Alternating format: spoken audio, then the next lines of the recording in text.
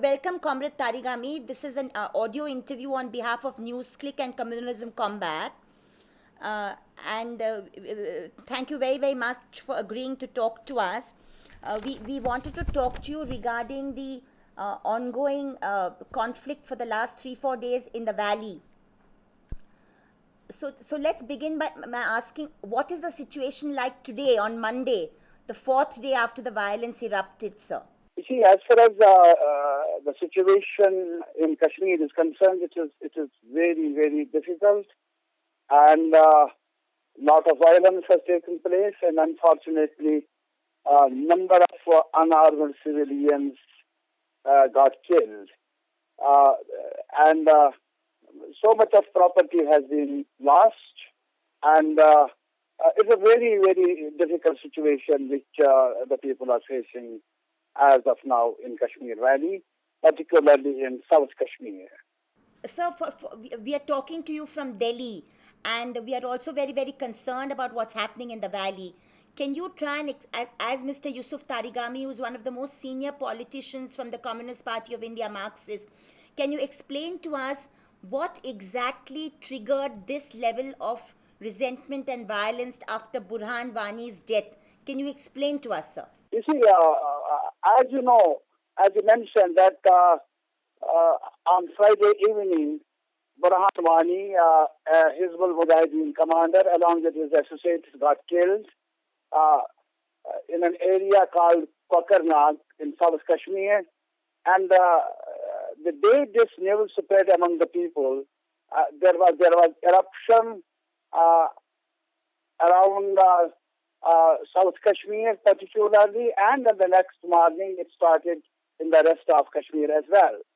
And there was huge protests by the youngsters everywhere, and you might be knowing the people, thousands attended the funeral of the slain militant commander, and it is for the first time that such an unprecedented response to a militant funeral was witnessed, I think for the first time for the last 25 years. Now, as of the response from the government, as usual, there was the huge deployment of security forces around, and the unarmed protesters, of course, stone pelters, who tried to attack certain police stations and certain security establishments. The response was indiscriminate firing. The response was shooting, and which resulted in unfortunate deaths of several civilians. That has caused further anger among the people in general, particularly younger generation, and that's why the situation continues to be difficult in most of the areas of the valley. Sir, what is the way forward? Today we had the Amarnath Yatra being completed successfully. Fortunately, no tourists have been attacked. Is there a silver lining in the cloud? What is the way forward in terms of... As far as the situation now which is visible now, there is hope. It's not that everything has gone. It is not totally hopelessness around. There is. That's why, as you mentioned, that despite all provocations, despite a situation which is full of concern from different quarters, from the local population who feel frustrated, disillusioned, and hopelessness is there. But despite all that, there has not any incident against the yatris, against the visitors, the tourists. That speaks a lot about the ethos of the people of Kashmir. Despite all pressures, despite all provocations, the ethos, the communal harmony, the age-old plurality that still remains intact, that gives us a hope for the future. But you see how this situation erupts. It is not all of a sudden. We should not look at it in an isolated manner. This has happened This has happened earlier in 2008, 2010. Lot of civilians got killed. But this time, the anger, in my opinion, is much more intensified. And the nature of the anger is it is the reflection of the deepened political unrest. You should not ignore this aspect. This is very, very important to understand and to note that this is not just to have, as it is being put by the media circles in the rest of the country, as the people have gone terrorists and as the people have sympathies for terrorists and all that. I think it will be oversimplifying the whole the process, the events which are taking place. In my opinion, it is the expression of the anger, the alienation, which is compounded for the last so many years. This is how because there is no hope left for the common people since the new government under the leadership of Modi has taken over in Delhi, and the coalition government, BJP and PDP in Srinagar, the things have worsened. Otherwise, you cannot explain it. One cannot explain how is it that after 2014 elections, when there was a massive participation, even in those areas where which usually remain isolated from the poll process, did not participate in the electoral process. Even those areas, those sections of the population participated in that election, and with the hope that a new government which has made promises with the hope that a new chapter of reconciliation, new chapter of certain delivery will be initiated. That has not happened. On the other hand, something contrary has happened. Now look at the events which have taken place since then. Under the leadership of Modi, there is no word whatsoever about the political response to the unrest in Jammu and Kashmir. Not even a single word. No effort. Rather, there has been an atmosphere created at the national level which is disillusioning the people here in general, which is creating lot of disappointment among the younger generation, and that is one immediate cause. And the second thing is that the government PDP and BJP, which has come into place, they were having separate agendas, rather contradictory agendas. Before election, they were talking too much against each other, and despite that, they could come together, they could form the government, and on ground, nothing is happening. As far as the public delivery system, that is not doing anything positive on the ground. There is huge unemployment. There is huge anger among the younger generation because there is no hope left for them. And politically, in earlier period, 2000, before Modi came into power, UPA 2, UPA 1, despite the fact that there was no concrete measures were not taken by those governments as well, but there were certain efforts, there were certain attempts, but the new government under the leadership of Modi has not initiated anything as far as political front is concerned. So, in the last 2-3 days, Chief Minister Mehbooba Mufti is attempting to reach out to her opposition at the state level. Do you see a change and a shift at the local level, at least in Kashmir, at the state government level? Out? Where? You see, the question is she is following the same agenda, the agenda of the government of India, the agenda of, as the people usually say, agenda of Nagpur. Where is she reaching? Even now in this crisis, she has not she has not talked to the press, she has not talked to the political leaders here, those who matter on the ground. You see, she is speaking through the spokesperson, she is speaking through the police officers. She is in this, at this time of crisis, she is not trying to even talk to the senior journalists. She is not talking to the political leaders, mainstream political leaders, even That is how she is behaving. You see, frankly telling you, there is no response from the government of India as far as political initiative is concerned. There is no response from the government of Jammu and Kashmir except relying more and more on security forces. That's why the first reaction from the union government was sending more troops to Kashmir Valley. I'm not questioning the administrative measures, wherever those are required to have to be taken, but certainly not at the cost of the common man, not just killing the common people, unarmed civilians. That should not result in that will further alienate the people. That will further deepen the political unrest which we are confronted with.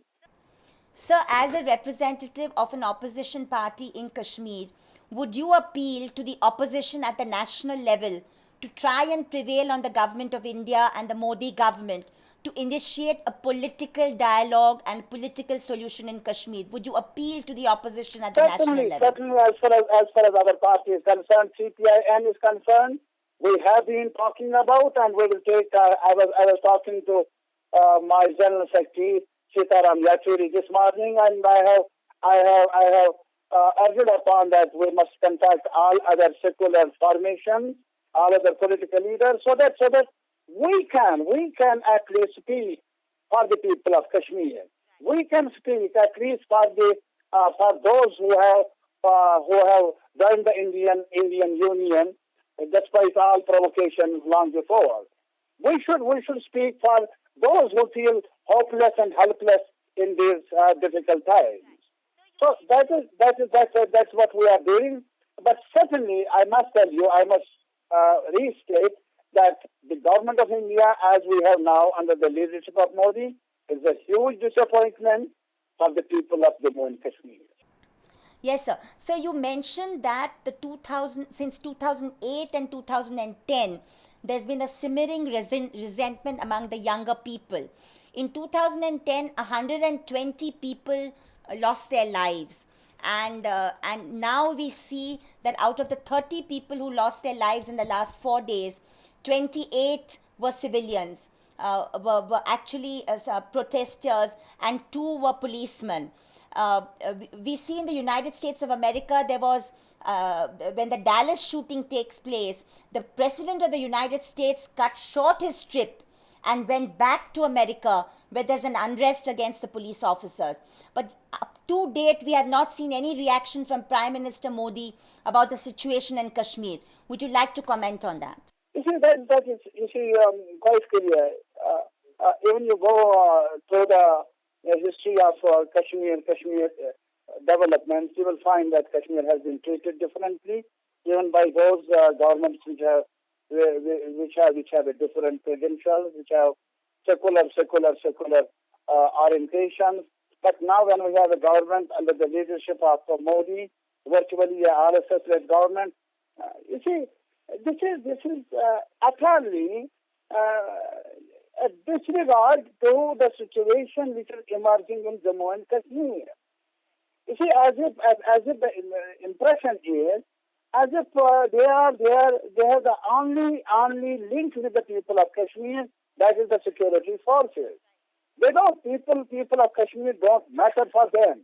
This is the message which they are.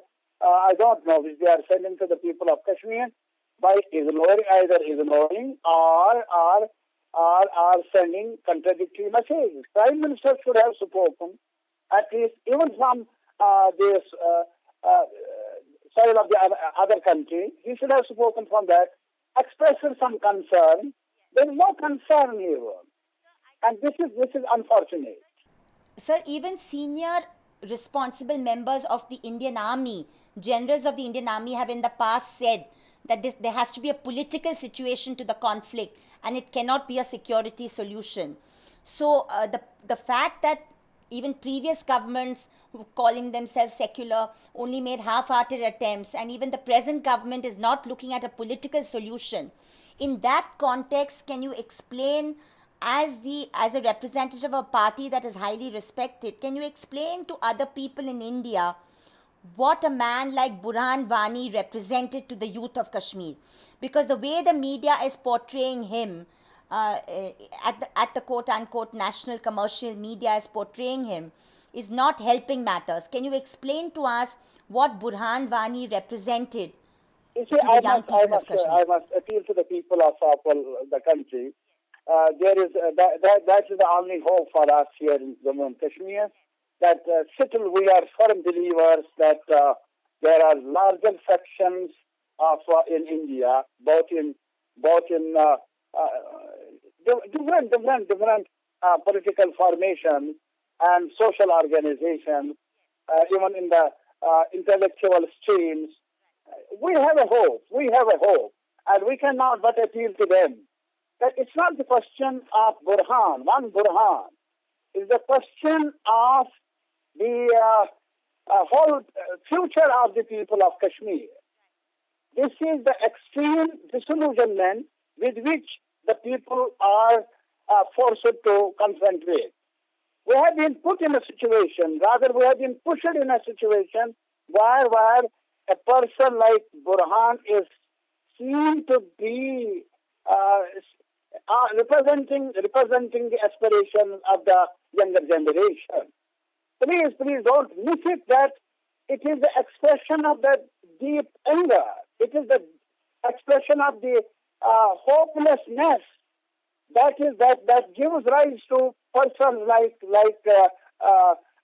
Burhan.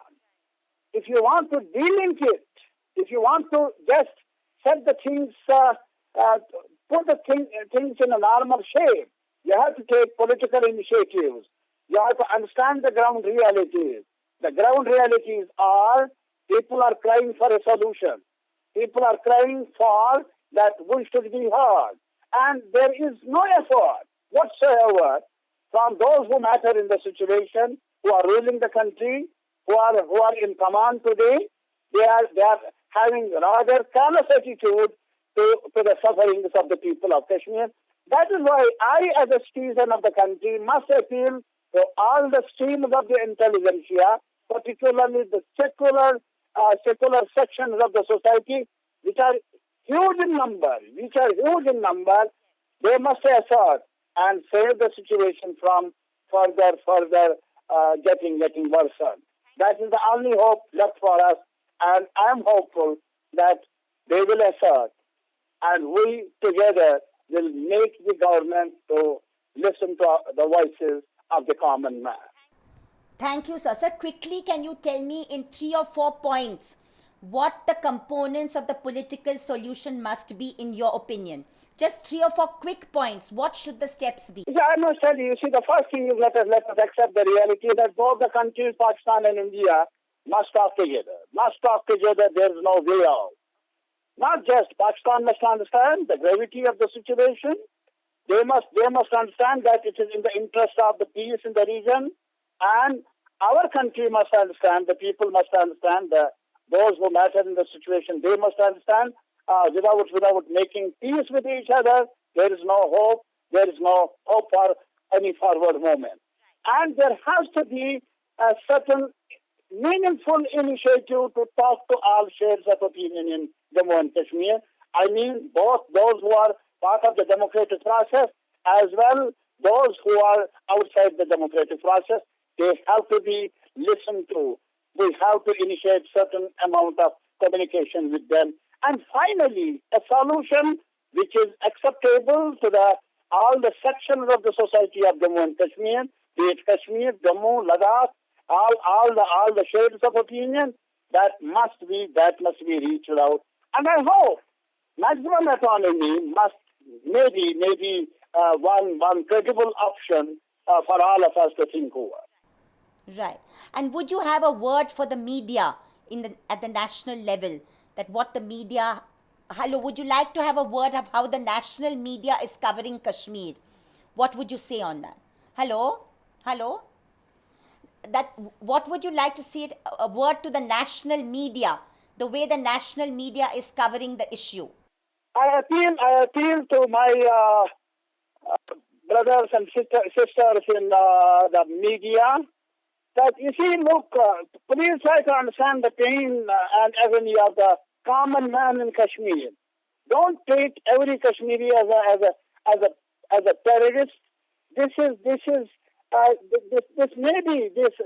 terrorism may be a problem, no doubt about that. But larger sections of our population, of our society in Kashmir, they want an honorable peace. They want a life with full dignity, and that is where there is no ray of hope as far as present dispensation is concerned. We have lot of hope to the media. We appeal to them. Please visit the place and meet the common people. Try to understand the situation here and inform the people of the rest of the country so that mistrust is lowered, so that there is some effort. The gaps are bridges and all that, and media can play a role. Thank you, Mr. Tarigami, for speaking to us. Thank you very, very much.